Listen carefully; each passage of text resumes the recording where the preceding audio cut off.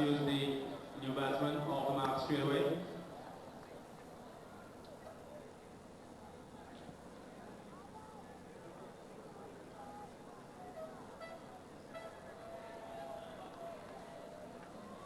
So a couple of wickets done early for the Turks and Caicos, but they've got 18 on the board, and they've now got a player with some experience, Donovan Matthews.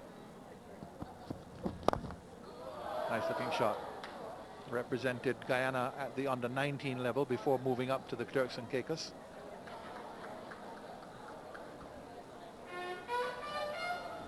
Tell you what, he's got some fancy glasses on. Donovan Matthews. And I'm hoping that he can put them to good use before Lionel Baker makes use of them. He's in the same business as we are. He's a cricket journalist. He used to work on a newspaper in Guyana, writing cricket. He's doing the same thing up in Turks and Caicos, but he's on radio up there. So he's in the same type of business that we are. So glasses are important then.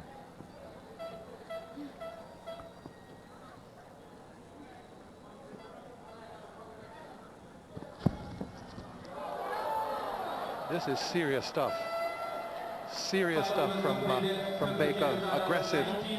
19 for 2 after 5.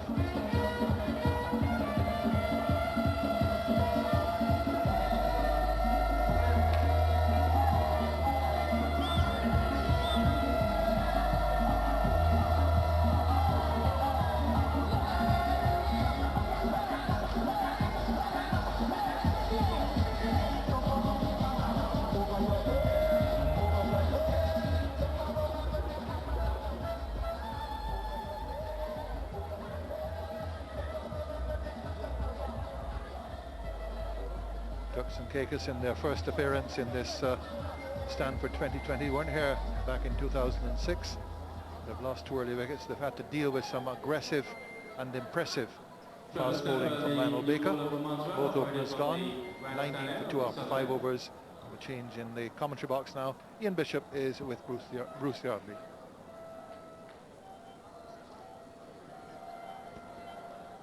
Trevor Semper is the new bowler. And we've seen the slower bowlers operating quite well and effectively in this tournament so far.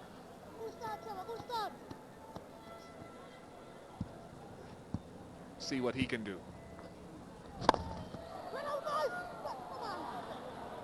Bit of drift away from the batsman, but you start thinking totals here. You start thinking Turks and Caicos will have a total in mind. They're 20 for 2, 5.1 overs gone. Their run rate hasn't even touched 4 runs per over. So the important thing for them though is to keep a steady rate of 6 or 7 ticking over early on. But it looks as though it's might be a bridge too far, but I don't want to speak too soon. Hello, Bruce Yardley.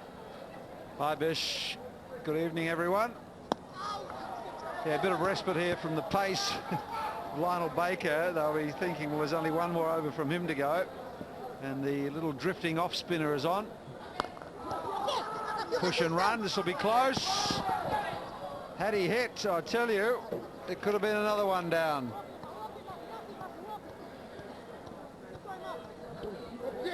That's called drop and run. It wasn't a great call, and had the throw been good, would have been touch and go. The bat was in the air. He should have been he should have grounded his bat as he was coming in. Very lucky to get away with that. Anyway, he survived. They picked up a single.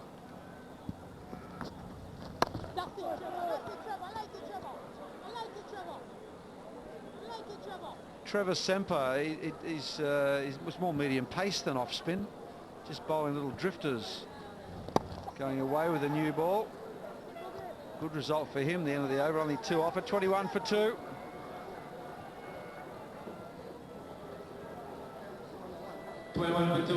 Very demanding task for Turks and Caicos, as we said before. They've got 7 clubs that participate in their club tournament structure back in the islands. 2 islands that comprise Turks and Caicos.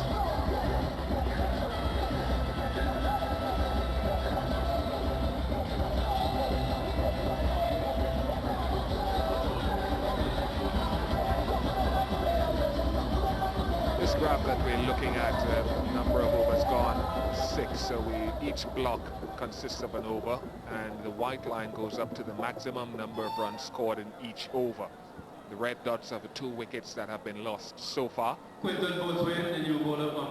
I said before, the cricket in the Turks and Caicos comprises 2 islands out of the 7 inhabited ones. Now, is this close enough? No, it isn't. Baker's off. Boatswain has replaced Lionel Baker. Quinton Boatswain. Pretty good delivery first up, but it was the height that saved him. The ball was bouncing over the top of the stumps. Great shot. Great piece of timing. It does little to rouse the crowd, who might be mostly Monstrasian. But it's a lovely piece of timing from Matthews. That's a lovely shot. This is called a square drive. The seam upright going away, stood up tall up the front foot and just forward of point. That was a lovely shot. And we'll go down to Mike Hazeman downstairs. Yeah, thanks, Bruce. An opportunity to chat to the Turks and Caicos coach now. I've got Mark Harper alongside me. We'll just watch this ball now and just see if there's any action. There is action. That's over the top. There's a sweeper on the offside. This is going to be a couple. Mark, what do you... I mean, it's a big stage for your boys. They're not really used to this, are they? What are your main concerns going into today's game? That, the stages, will get the better of them, So we spoke a lot about, how we should go about it, mentally. But so far, they seem to be adapting pretty well, And how were they before they went out? Were they... I mean, it's not bad being a little bit nervous, but you think the balance is okay? A big match, and I think they were just a little bit, I wouldn't say, a little bit of nerves, And where does the strength in your team lie? I think we have a good all-round. Team. We bat pretty deep, and we have some good bowlers. So it's a reasonably balanced team. And you've got a couple of old guys as well. Did you think about maybe having a run yourself? Well, we didn't. No. My playing days are over. We don't have a couple of old guys. We have a couple of guys who are mature. Right.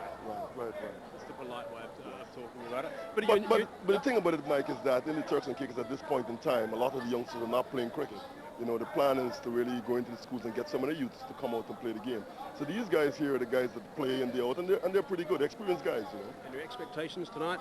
Well, I expect us to really be competitive and really give a good account of ourselves. If we could get something like 140, I think, it'd be a very competitive total. Okay, terrific, Mark. Thank you very much. Okay, thank you. 27 for 2. For the 2 Turks and Caicos side. Mark Harper wants 140. Well, that is a pretty demanding task to get anywhere close to that for Turks and Caicos, but who knows.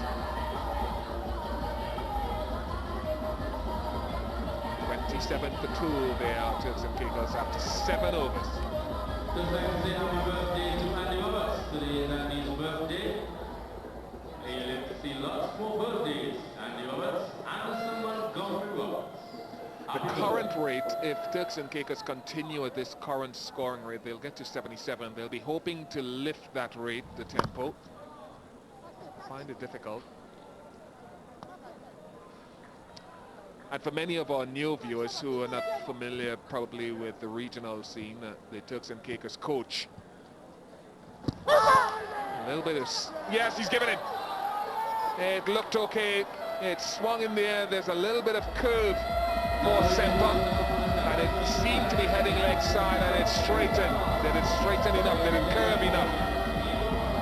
But it looked good from here, and it looked good to the umpire. He hasn't given many tonight, but look at that. It's pitched about off stump and just went away to the leg side, just a fraction, but he thought that one was out and he gave it out. I thought there was a little doubt in seeing the replay, but Arian Charles has gone for 4. It is 27 for 3.